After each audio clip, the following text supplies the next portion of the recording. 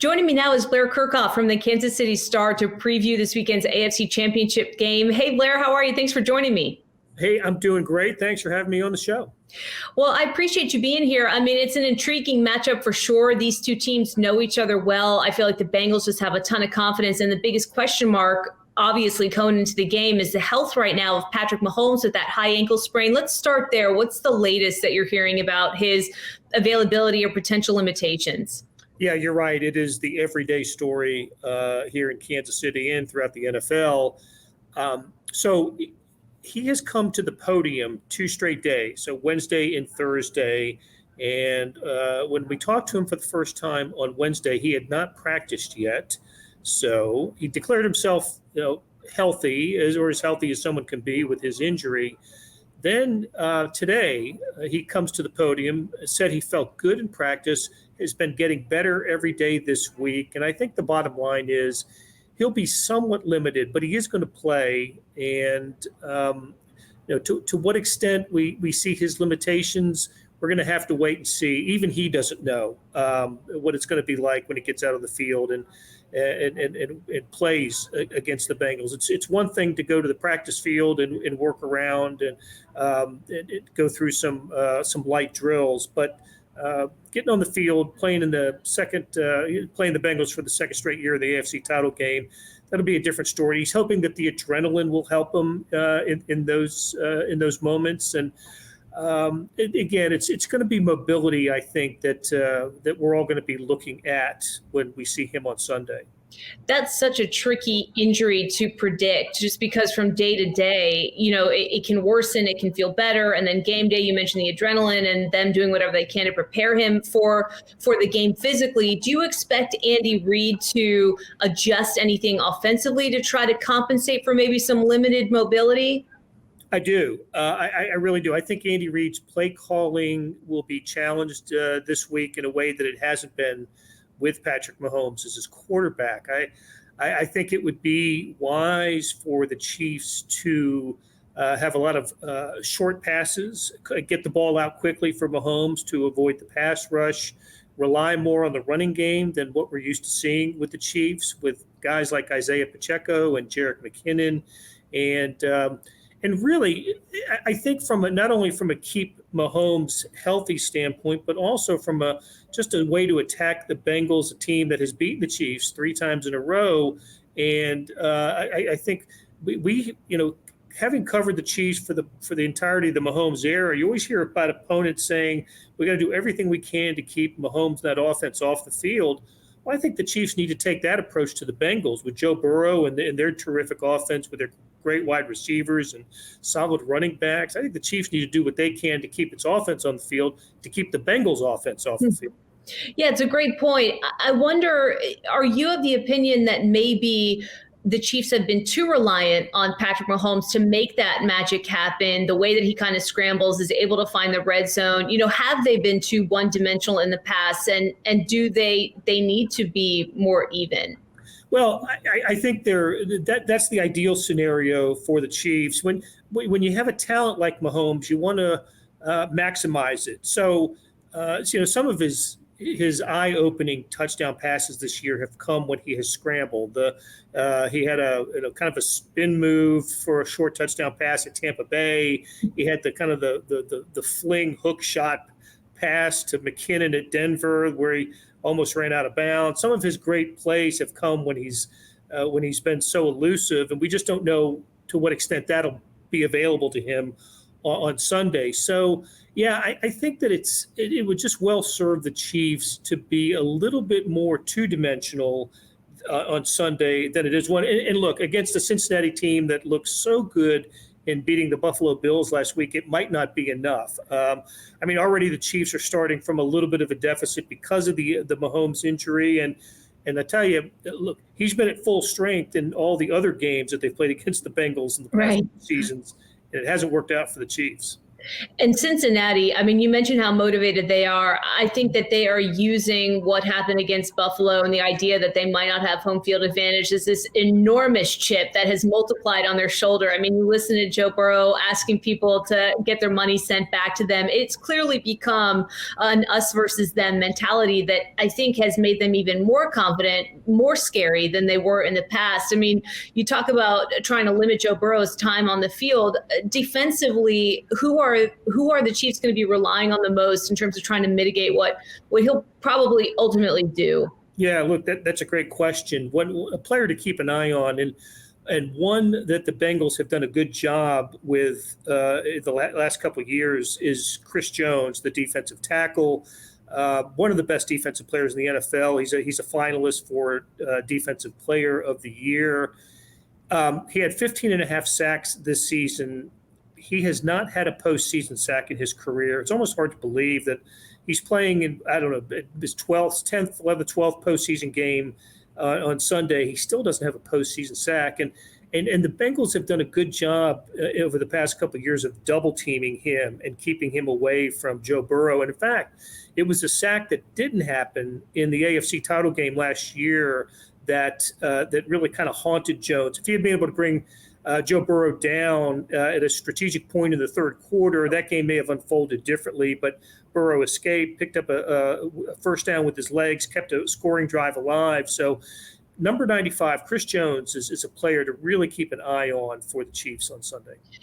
Do you expect them to go blitz heavy to try to get to Mahomes? Is that something that, to try to get to Joe Burrow, is that something that they like to do? I mean, you think about the Bengals as a team that really doesn't blitz that much. What about Kansas City? Will they try to put pressure on him? They do like to blitz, and I think defensive coordinator Steve Spagnuolo's got to be very smart about this because Joe Burrow can pick apart defensive pressure. He does get sacked a lot. He was sacked 41 times during the regular season. But what I saw against the Bills last week was just an ability to sidestep blitzers by Burrow, and he does that so well. And he picks out the hot receiver easily, whether it's Jamar Chase or T. Higgins or Boyd. I mean, or the tight end Hurst. I mean, they have so many weapons, and he. Out of the backfield, Joe Mixon and Samaje Perine have combined for 98 catches in the regular season, 6 touchdowns. So many weapons in this Bengals offense that you've got to, if you're going to pressure Burrow, you better not miss, because if he sidesteps or avoids the pressure somehow, he's got plenty of choices to choose from, and that's how he's had much success against the Chiefs. In 2011 or in 21 and 22. Yeah, it's interesting. On the other side, in the NFC Championship, you've got this young rookie quarterback kind of Cinderella story in Brock Purdy, who they're probably going to try to blitz the crap out of. With a quarterback like Joe Burrow, it's different because he'll make you pay. I mean, he's that talented. And now, even though he's so young, he's still that much more experienced. You mentioned some of the weapons that Cincinnati has.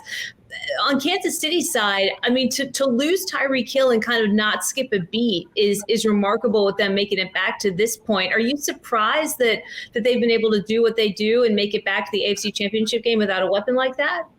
I didn't see 14-3 coming. I thought they would. I thought they would be in a good position to win the AFC West again, and of course they did for the 7th straight year. But yeah, with what the offseason acquisitions by the Broncos, the Chargers, and the Raiders, Devontae Adams and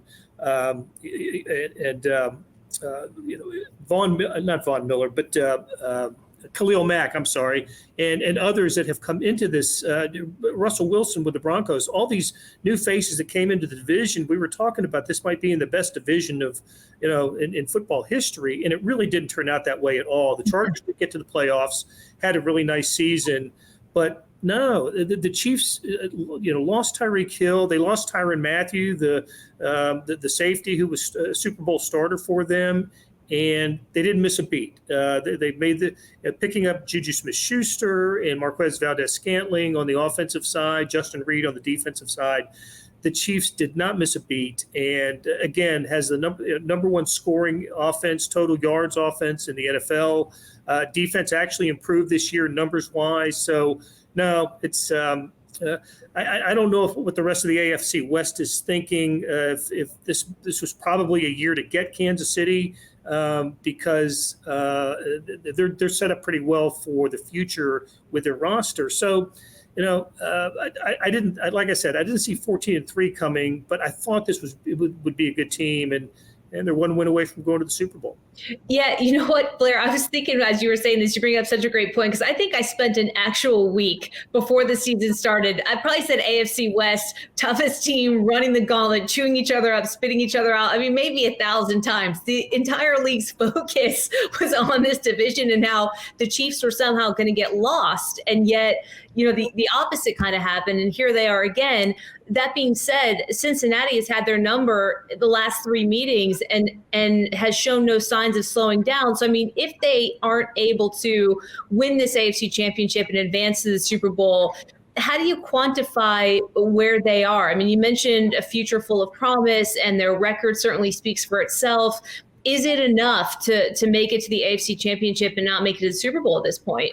It's a good question. And I know a lot of the national conversation this week has been Mahomes versus Burrow. And if Cincinnati wins again for the 4th straight time, Mahomes would go 0-4 against Joe Burrow. And would you consider him to be the NFL's top quarterback, or at least in the AFC, and surpassing Mahomes? And I think that's absolutely a fair argument and a good conversation to have. I think Mahomes is going to end up winning his 2nd MVP this year. So he'll have 2 MVPs in 5 seasons. He does have a Super Bowl MVP as well as a Super Bowl championship. But if he ends up losing Sunday night and going 0-4 against Burrow, and he is, I think it's absolute fair game to question the hierarchy of quarterbacks in the AFC. I do think right now, though, Mahomes, Burrow, and Josh Allen are the 3 that have kind of separated themselves. And yet that whole conference, though, with Lamar Jackson and Justin Herbert, and if Deshaun Watson can get his act together, and it is such a quarterback-heavy side of the NFL, the AFC, that it's like every week you're facing a team that that has a terrific starting quarterback, and I think it has the NFC beat in that realm. Yeah, definitely. And the NFC Championship is intriguing for a whole host of other reasons, because you're looking at all these matchups outside of the quarterback matchup. You're looking at the offensive defensive lines, and could that be the difference? And, it does seem a little quarterback centric in the AFC, particularly when you're talking about guys like Mahomes and Joe Burrow. So to that end, Blair, where are some of the other matchups that you really feel people should be keeping an eye on, that they might not be paying attention to in terms of X factors heading into this game, where this thing could actually be won or lost? Yeah, again, I look at the Chiefs' defensive line versus the Bengals' offensive line, which is a little banged up, a little shorthanded. Chiefs need to take advantage of that. I look at the Cincinnati wide receiver group. We've mentioned a few of them against the Chiefs' secondary that at times will include 3 rookies, including Jalen Watson, who had an interception of Trevor Lawrence last week at cornerback, and Joshua Williams, Brian Cook. These are 3 rookies, 2 corners and a safety that could be part of the dime package for the Chiefs, and they would be going up against the T. Higgins and Jamar Chases, who I think Cincinnati has the best wide receiver group in the NFL, and they will punish you. And so the Chiefs have to hope that their rookies have grown up and don't play like rookies anymore. I think those are 2 places that Chiefs DL against the OL of the Bengals, and then Bengals wide receivers against the Chiefs secondary, especially if the Chiefs cannot get pressure on Joe Burrow. Mahomes is such a big question mark that it's tough to ask anybody to look into the crystal ball and kind of predict what we're going to see, because his mobility will obviously dictate so much. But just kind of on its surface macro view, when you look at the 2 teams and how they stack up against one another, if the Chiefs can get enough from Patrick Mahomes, just get what they need, how close do you expect this particular contest to be? Well, it's in the 3 games they've played, since the 2 last year, the regular season game this year, Cincinnati's won them all by a field goal, each game by 3 points. And in each of those games, the Chiefs had a lead in the 4th quarter. That's how close these 2 teams are. The Bengals have finished better than the Chiefs. in those 3 games, the Chiefs don't have a fourth quarter. They have a field goal. In the combined 3 games, they've scored 3 points in the fourth quarter. So they've been the early aggressor. They usually have the lead like I said, second half into the fourth quarter, and then the Bengals are the ones that finish out the game. So I think that's absolutely key for Kansas City, is to figure out a way to make the good decision. In the regular season game in Week 13, Travis Kelce had lost a fumble in the fourth quarter, which paved the way for the Bengals' victory. I thought the Chiefs were on their way to a win that night, but the Bengals make the plays at the end of these games, and if that happens again on Sunday, there's going to be a good 75,000 people here at Arrowhead Stadium that go home pretty unhappy. Is there any kind of responsibility to be taken from a play calling standpoint when things break down in the fourth quarter like that, or is it more execution? Absolutely, play calling has something to do with this. You can look at a couple of the Bengals Chiefs games in the last 2 years and see where the Chiefs got a little too conservative. In one instance, decided to attempt a 55-yard field goal to tie a game here in the regular season this year with about 3 minutes to go, which I thought was a bad call by Andy Reid. They really mishandled the final few minutes of the first half in last year's AFC Championship game. Cincinnati got a lot of momentum from a goal line stand. Instead of the Chiefs taking points, they tried to get into the end zone. Tyreek Hill got stopped short on a short pass, and the Bengals went into the dressing room at halftime down 11, but feeling great about themselves. And then they came out and dominated the third quarter of that game. So, listen, if either of those plays work for Kansas City, or if either of those moments work, you praise Andy Reid and what happened, but they didn't work, and they led to losses by the Chiefs. So, they're just going to have to be pretty tight in their play calling. And I think from Andy Reid's had so much success here in Kansas City. This is his 10th year, won a Super Bowl, went to another one, 7 straight division championships. But I think he's really going to his play calling is going to be very scrutinized on Sunday night. We're all going to keep an eye on how things go, because we think it's going to be a close game. The Bengals and Chiefs have played nothing but close games here in the last couple of years. It's going to come down to who executes better and what gets called and when. Yeah, I mean, with this much on the line, I feel like this is where head coaches kind of make it or break it in a sense. And for Andy, you mentioned his resume, his tenure there in Kansas City. Does he need to win another Super Bowl, in your opinion, to kind of vault himself into that pantheon, that upper echelon? Is he already there? I mean, how much hinges on this game for him and potentially another trip to a Super Bowl? I think he's a Hall of Famer. I think it's a slam dunk. I think he's a first ballot Hall of Famer. But I think that the national viewpoint is he's a great coach who has one of the game's top quarterbacks. There probably should be more than one Super Bowl championship with this duo here. And you throw in the tight end Travis Kelce, you throw in Chris Jones, guys that are among the best, if not the best, at their positions in the NFL. If you keep knocking at the door often enough, it's going to open for you. And this is one of those years where the Chiefs are knocking on the door again. You get to play a conference championship game at your stadium, and I know the team that you're playing has beaten you 3 straight times. But it looks like a kind of a pick'em game right now. Both teams have been favored this week. It's been one of those odd, Las Vegas odds maker games. But yes, there are no guarantees that you're going to be in this position again, even with the quarterback and your personnel. So when this opportunity comes, you need to take advantage of it. And look, I think the Bengals can say the same thing. Look, they're driven by the Super Bowl loss a year ago. They came that close to being the Super Bowl champ last year, and they've got some hunger with them too coming into this game.